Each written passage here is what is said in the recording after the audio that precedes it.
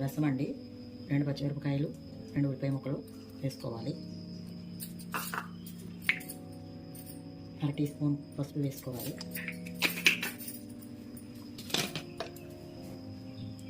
రెండు టీ స్పూన్లు సాల్ట్ వేసుకోవాలి.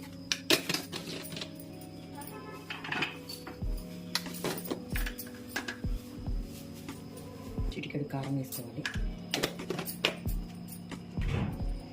నిమ్మకాయ సైజ్ అంత చింతపండు వేసుకోవాలి. మరుగుతున్నప్పుడు కొంచెం కొత్తిమీర, కొంచెం కరివేపాకు వేసుకోవాలి.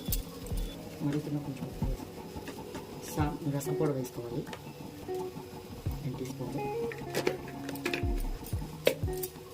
రుచి కోసం చిన్న బెల్లం ముక్క వేసుకోవాలి.